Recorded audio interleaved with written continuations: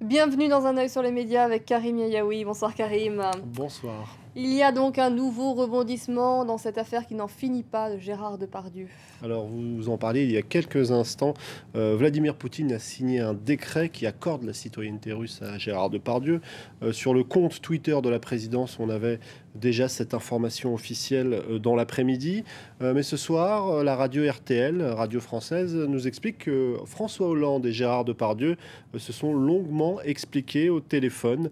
L'acteur a parlé au président de la République pour lui dire que la Russie était une grande démocratie et que ce n'était pas un pays où un Premier ministre traitait un citoyen de minable, référence évidemment à Jean-Marc Ayrault qui trouvait cette histoire un peu minable. Gérard Depardieu a également fait part de son écœurement, pas forcément à cause de la fiscalité française, mais plutôt à cause, a-t-il dit, de l'acharnement des médias dans cette affaire.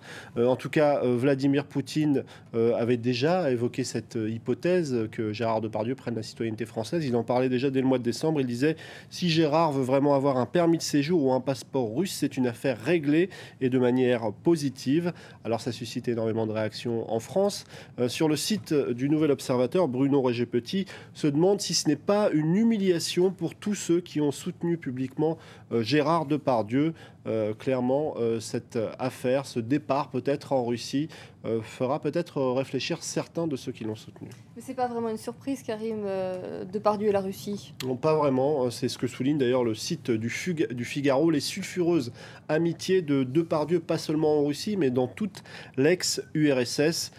Très récemment, il a participé à un titre de Gulnara Karimova, la fille aînée du président ouzbek, qui n'est pas connu pour être un grand démocrate. Et il est apparu aussi dans diverses publicités, comme pour une banque russe. On l'a vu aussi dans des pubs pour du ketchup ou pour des magasins d'alimentation. On va découvrir quelques images. C'était aussi une publicité pour une compagnie arménienne, une compagnie aérienne qui s'est donc offert ses services.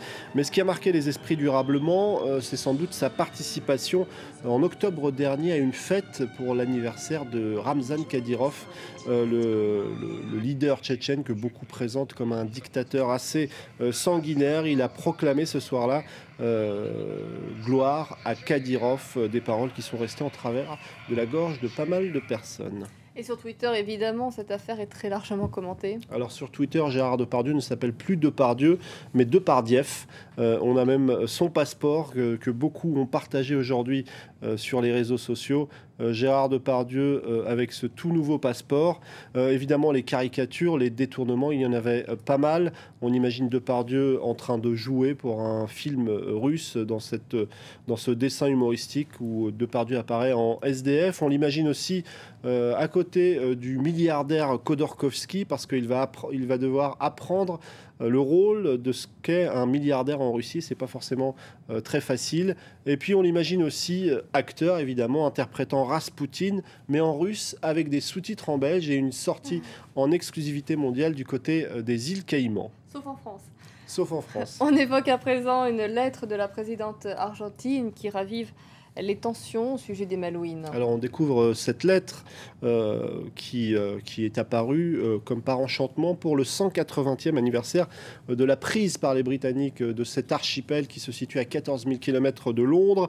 Dans cette lettre, publiée également sur le site du Guardian, que je vous laisse découvrir, eh bien, elle s'adresse directement à David Cameron en lui demandant de se conformer aux résolutions de l'ONU, régler définitivement cette affaire des Malouines. Mais pour les Britanniques, il n'y a pas d'affaire des Malouines, puisque la plupart des gens qui habitent ont choisi d'être britanniques et de toute façon, il va y avoir un référendum en 2013 pour éclaircir la question. Alors sur les réseaux sociaux, on se moquait un peu de Christina Kirchner avec cette photo par exemple. Elle attaque le colonialisme, mais elle veut coloniser les îles Malouines. Alors ça suscite aussi beaucoup de réactions du côté argentin, parfois des réactions un petit peu patriotiques comme celle-ci de Massimiliano Garcia qui en appelle à une grande patrie solidaire pour mettre dehors les envahisseurs. Et donc pourquoi est-ce que Kirchner rouvre-t-elle ce dossier des Malouines? Alors on a des éléments de réponse du côté de la Tribune. Elle rouvre ce dossier des Malouines, peut-être pour des raisons de politique intérieure. Au niveau économique, ça ne va pas très bien. En plus, il va y avoir des élections de mi-mandat. Et donc rouvrir ce dossier-là, c'est une façon de détourner l'attention des Argentins sur des problèmes cruciaux, des problèmes intérieurs. Alors c'est peut-être pour ça que Kirchner ressort cette affaire vieille de 180 ans. Merci beaucoup Karine pour votre chronique ce soir. Vous restez avec nous dans Paris Direct, un journal c'est dans 3 minutes. Un peu plus.